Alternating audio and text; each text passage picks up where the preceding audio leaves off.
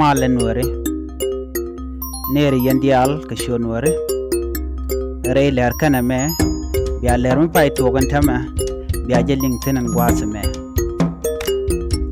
mishejek nyoka kanete kokien go ba jeling an warten kokien go ban go jin biya subscribe kabi notification bell ja twani mi jiram jidit dora me mishal ke pigi county me tie ke malakala bat jentere dwar nchal ke jonglei state waka kwi koron chituo ko within charge ke bala pig county charge ke ka panal state ala ken ne di shop ke kinu wel ngwan 14000 kan 14000 ato ke ne ti shiro bar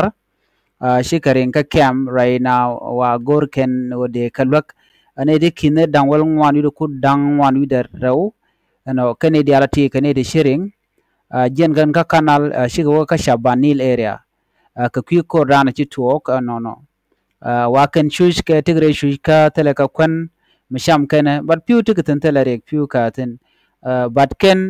wa tele ka biene rin ka bang ko la kwakten kon de ken kula barka ke wa ken karin ngach kor gui ken odong ban weri ba ka joj but cha ka joj no cha ka joj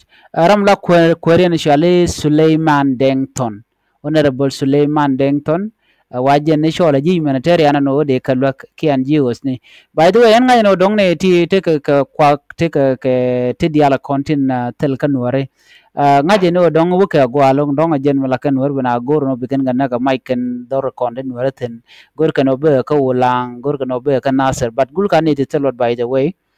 tel mo gul to ka ne chwal ge piki kanti mane kiene de kontin la tet ka janke no konten binami gul ga telot panyikang jala headquarter dung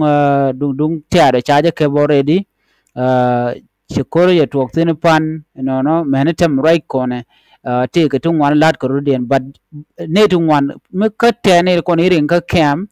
chup kan 5000 I think ko tat ko ikan warudien ka to yeri lo chinar kula taitin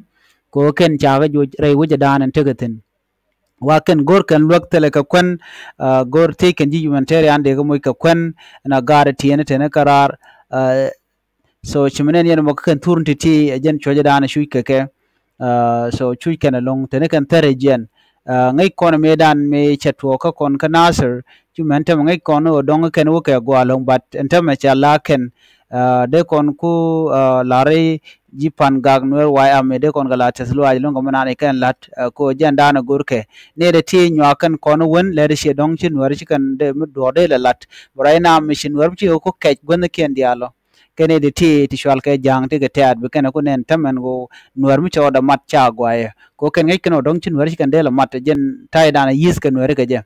anyo gare nyala shi bogo wala re which kana se kan wulang cha kan tele ram cha jaj tele ne ti kan moy bot che do mo cho pere yer ka do brana chalat ke je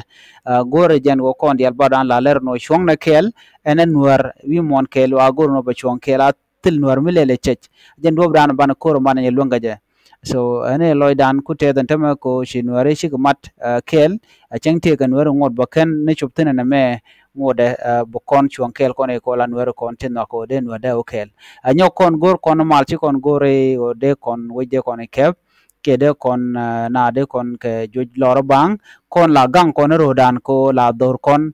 la ka ma ke shi kemen to ka nasir kene ulang ma kana na tin te ram chi jene bo we be kor ba na ko jo ba na ko jo kana nasir kene ulang bene kene la ken anyo with the same thing goes ka pan gag bo ken ne te kon te cha jak Johnson lun cha ju ne wadak pan gag no so jen kule te ka retaliation tamane yen man tamane dial woken kamalakal alo joy ka malakal kan jodi alati ci taye dan gui kan jen woke comfortable tel kurde ben ka ke antama jen on tama che nyoko torga ke ring ne ken wo malakal so jen dan le rode ne men ban yo jumru din biate mal